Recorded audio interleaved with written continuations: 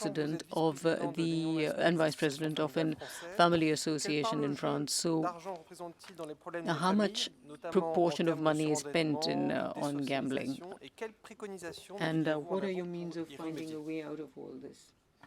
I don't know if I can answer your question completely, but certainly it would be very useful to remind you all that even within this family association, there's really no scientific study at present to talk about the effect of gambling in a family.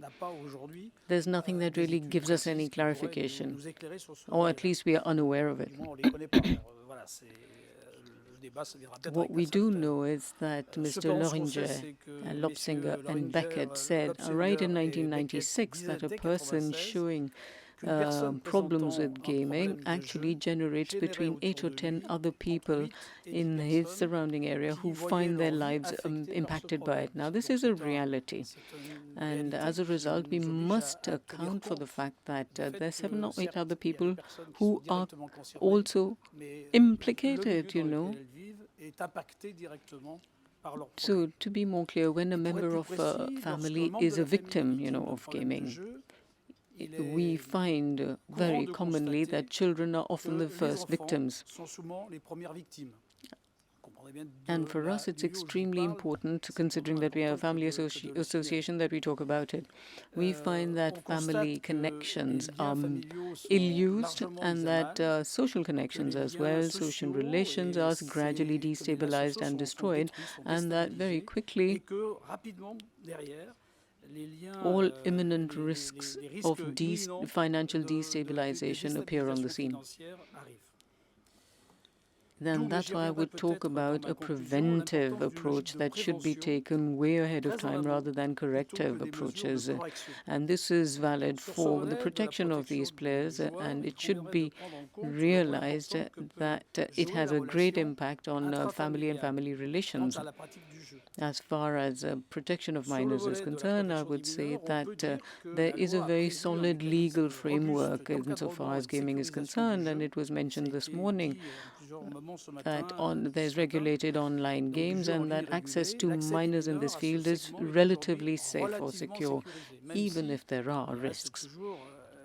So the Observatory of Gaming has said that 1/3 of minors have already played last year. So some progress has been made, and we have minimized the risk for young players, but it still remains a risk. I'd like to insist on the fact, as I said earlier, that on the whole, this initiation to betting, it starts within the family, you know. Even if we don't have any precise information as to the age at which it starts, we all know really well that this practice is part of the ritual code. You see your father, your mother, your brother, all involved in gambling, all in betting. And so it's a sort of passive implication. It's almost like something that's in the air, and you grow up in this environment. Plus, it's all the messages that come across to you. Education, relationship with money. One of the speakers a little while back at the earlier roundtable had underlined this point as well, that we tend to be more economic-minded rather than human-minded, and we in our association, we do a bit of both. And you were talking about the economic aspect of it and all the impact that it has on employment. Yes, I'm aware of that. But at the same time, one must not forget that there's another aspect to this whole business of gambling. We must realize that educating young people as to the risks of gambling should also be done. Think about all that goes around with gambling and with gaming. All this is not identified on an everyday basis for these families. So as a result, they get more and more involved in this sort of gaming and betting, and it make it like an everyday activity. Also, let's not underestimate access of online gaming and gaming in general for young people.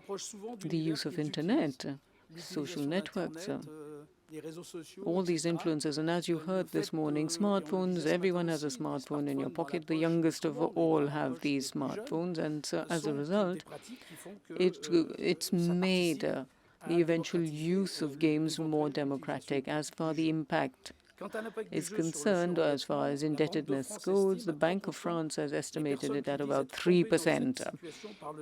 So we believe in our association that this is an underestimation. And once again, we don't have any precise figures to give you to back up what we feel.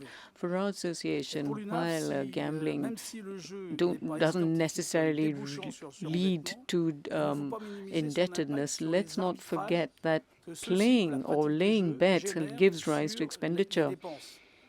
And if you say in a family that I'm indebted because of gaming, well, in that case, I've got to cut back on the kind of rent I pay, move into a cheaper housing, let's not go on holiday, let's eat cheaper food, and as a result, even if you haven't got gaming as being the result of indebtedness, it leads to other practices in the family which lead to